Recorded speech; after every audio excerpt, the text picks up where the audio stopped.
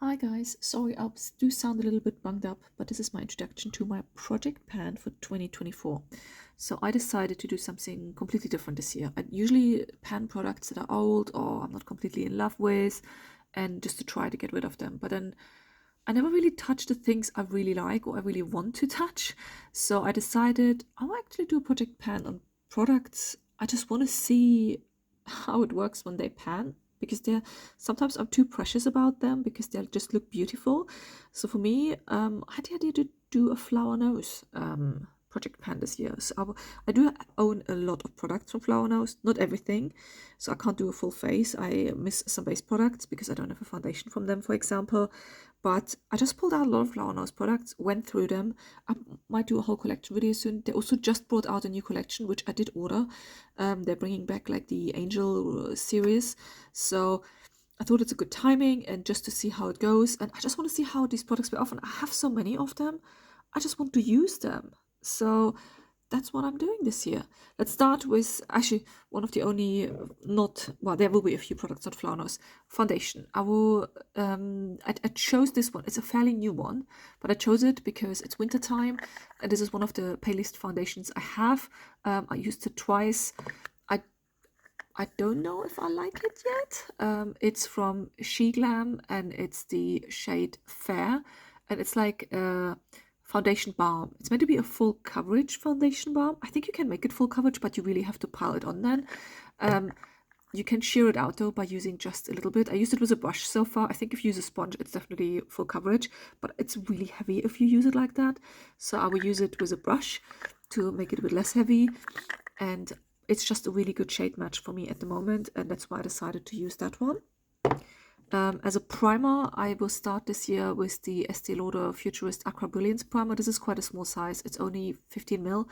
And the reason I want to start the year with this one because I did order in the new collection from Flower Nose their primer. So once this one is empty, I will add the Flower Nose primer into my Flower Nose project pan this year. Then, so we have the base product down. Then as a setting powder, basically, I have this one here. This is the Flower Nose Moonlight Mermaid Series setting powder, which is in the color 01 Fair Ivory. There we go. I have a second one of these ones. When you open up the packaging, there's like a sponge underneath. There we go. I do use it with a brush though. I used it twice so far and I quite like it. So I want to see how it goes with that one. Then, once the setting powder is down, I have a blush, but I realized in winter when I'm really pale, this actually goes quite well as a bronzer for me. So this is also from Flower Nose. I do not know which collection this one, but basically the one that looks like this. I love this, but it's also incredibly bulky in my stash. So that's one of the reasons I also thought, okay, let me actually tackle some of these. There we go, open up. As you can see, it is a little bit of a blush shade. It's very pale. Perfect for winter time for me to use as a bronzer, basically. It is really nice. I like it. I have to shear it out as bronzer, of course. It looks beautiful, and let's see how practical it will be to use this one. Then, once we have the bronzer down, next step for me would be to use blush. Now I have to open both of them, because what I decided is these two ones here are blushes from the Moonlight Mermaid series.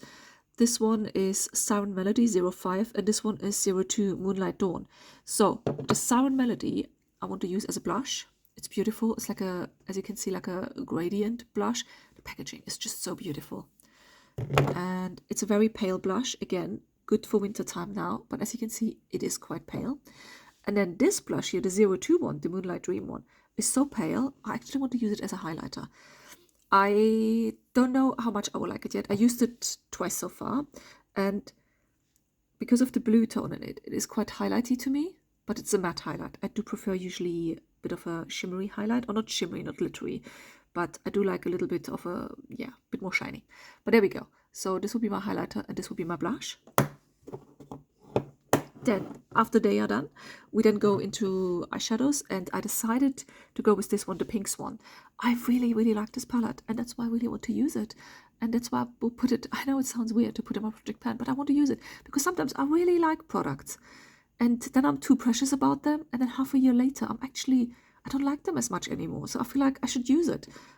why I like it, and that's the plan. So I used this one, as you can see, I used it a few times, so there's a little bit of usage already, and the imprint is wearing off, but it's beautiful. I mean, here it says Swan Ballet, here's some little ballet slippers, just like a imprint, and here were like 2 ballet tutus on both sides, which you can actually see still a little bit.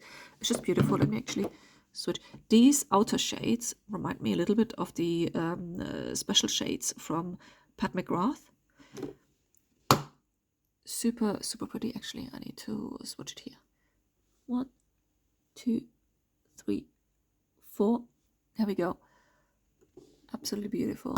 Super, super shiny. So this will be for my eyes. Then also for my eyes, I will add in this one. This is one of the liquid eyeshadows. It's called Perfect Blossom 04. It's more like of a... I can't really use it all over the eye. I feel like it's too much glitter, but it is quite nice. I do not like the smell of this one though. It smells a bit like glue. There we go. Super nice and sparkly. So I can put that maybe on the inner corner. There we go. And then lip products. 2 Flower Nose lip products I want to start first with. I chose these ones because they fit quite well for winter time. I have too many dark lipsticks. I really need to tackle a few of them.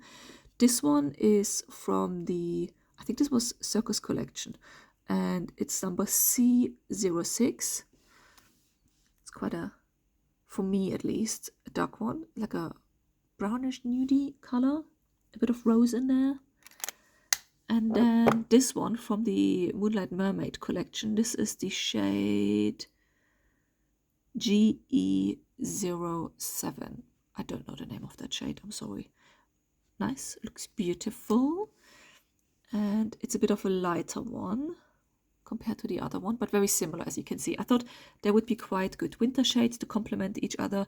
I will use lip balms, of course, every now and then, but I don't want to be nailed down on a specific one. So let's just see how that goes. I will not put in my project pan, but there we go. One thing I did not decide to use from Flower Nose is the perfumes, because this one I have for quite a while. This is the one from last year's project pan, so I will carry this one over. So we're down here at the moment. It's a huge size. It's 100 ml, so this is a few months use left. And then also this one, sometimes if I want to layer them. Both of them are from Aldi. This is the number 40 Sweetener and Tonka, which is perfect for winter time now. And this is the Je Suis Belle. If I use them up, the next ones will be a Flower Nose perfume, which I hope I have these ones finished by the end of winter, because they are quite heavy scents. I wouldn't really be able to use them in summer. This one I probably could use in summer, but this is a small size. I would definitely finish that one. But yeah, what do you think? Flower Nose all year? I will do my best. Let's see how it goes. I think what will be really interesting for me, actually, this is such elaborate packaging. It's beautiful. I do cycle to work now, so I will have to pack this in my bag when I cycle to work.